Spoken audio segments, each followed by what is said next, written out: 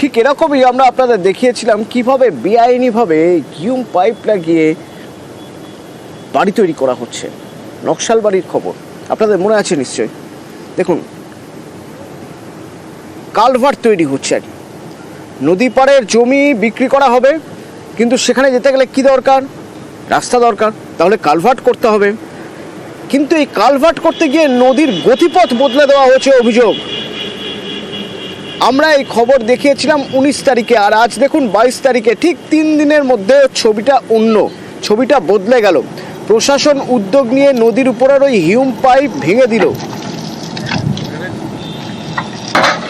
বিশ্বজিৎ রয়েছেন আমার সঙ্গে সরাসরি। বিশ্বজিৎ, অন্তত এত দ্রুত কাজটা হলেও অন্তত এই ধরনের কাজ তাহলে কি ক্যামেরা ঘুরবে, ছবি দেখানো হবে, তারপরেই কাজ হবে, তার আগে হবে না? এই নজরদারির দায়িত্ব কাদের ছিল?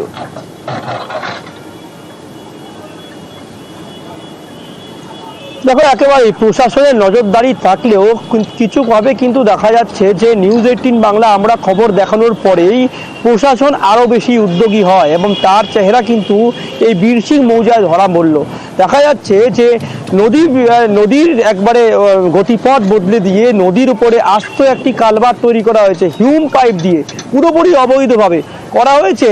একমাত্রই যে নদীর পাড়ের যে জমি তা কিন্তু প্লটিং করে বিক্রি করবে, আর এই কাজ করছে বেশ কিছু জমি মাফিয়ারা। আমরা খবর পাই, খবর পেয়ে কিন্তু আমরা দেখি যে আস্ত ব্রিজ তৈরি করা ফেলা হয়েছে, কিন্তু প্রশাসনের কাছে এর কোনো খবরই ছিল না। বুধবার আমরা নিউজ 18 বাংলায় এই খবর দেখাই, পরের দিনই কিন্তু পরিদর্শন করে ভূমি রাজস্ব আধিকারিকরা, আর তারপরেই দেখা যায় যে সেচ দপ্তর, ভূমি রাজস্ব দপ্তর, পুলিশ এবং প্রশাসনের আধিকারিকরা গিয়ে একেবারে ডেমোলিশ করা হলো এই আস্ত ব্রিজকে। জমি মাফিয়াদের যে চক্র, সেই চক্র একেবারে ভেঙে দেওয়া হলো। ভূমি রাজস্ব আধিকারিক তিনি কিন্তু হুঁশিয়ারি দিয়ে জানাচ্ছেন, যারা এই ধরনের কাজ করছে আগামী দিনে কিন্তু ফের ব্যবস্থা নেওয়া হবে। নদীর ওপর কোনোভাবে কিন্তু এই অবৈধভাবে কালভার্ট তৈরি করা যাবে না। আর এটা করার একমাত্রই কারণ হচ্ছে নদীর পাড়ের যে সমস্ত জমি, সেই জমি কিন্তু বিক্রি করার ছক। শুধুমাত্র যে রায়ের জমি তা নয়, বেশ কিছু সরকারি জমি রয়েছে, সেই জমি কিন্তু তা বিক্রি করতে, ছক করতে এই কালভার্ট তৈরি করা হয়েছিল। এবং নিউজ 18 বাংলা খবর দেখানোর পর প্রশাসন তৎপরতায় এই অ্যাকশন হয়েছে এবং আগামী দিনেও কিন্তু বেশ কিছু জায়গায়, যেসব জায়গায় রয়েছে তাও কিন্তু অ্যাকশন হবে। দেখা যাক। ধন্যবাদ।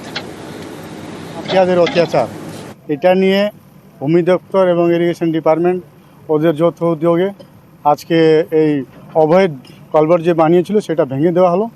এবং আগামী দিনও এরকম নদীচর এবং খাস জমিন যদি মাফিয়াগিরি করে, তাহলে প্রশাসনকে এইরকম নিয়ে আমরা আগামী দিনও ভেঙে দেওয়ার চেষ্টা করব। তো আপনাদের এখানে হেল্প আছে, আপনারা উদ্যোগ নিয়েছেন এবং সেই হিসাবে প্রশাসনও কাজ করছে, যার জন্য এটা সাকসেসফুল হল। না, আমরা খবর পেয়েছিলাম, তারপরে আমরা এটা ব্লক প্রশাসন এবং ইরিগেশনের সঙ্গে এবং পুলিশ অফিসারের সঙ্গে আমরা টেক আপ করেছি, ওসি সাহেবের সঙ্গে।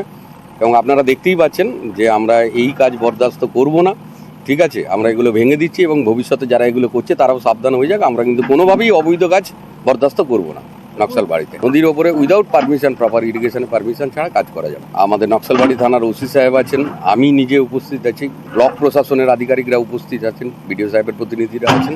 আমরা সবাই মিলিয়ে এটা একটা আমাদের যৌথ প্রচেষ্টা। অতএব যারা করছেন তারা এই ব্যাপারে সাবধান। আমরা ভবিষ্যতে এই কাজ আবারও বরদাস্ত করব। বলা হয়েছিল যে অ্যাকশন নেওয়া হবে, তো সেটাই হয়েছে। তাই তো ডিপার্টমেন্ট সব নিয়েই তো করতে হবে, কোনো ডিপার্টমেন্ট ইন্ডিভিজুয়াল তো করে না এই সব অপারেশন গুলো। পুলিশের নিয়ে নিজেও কাজ করতেই হয় সবসময়, না? যদি কোনো সমস্যা হয় তখন স্যার ল অ্যান্ড অর্ডার প্রবলেমটা কে দেখবে? আবার হবে, তার সঙ্গে আবার ভাঙা হবে।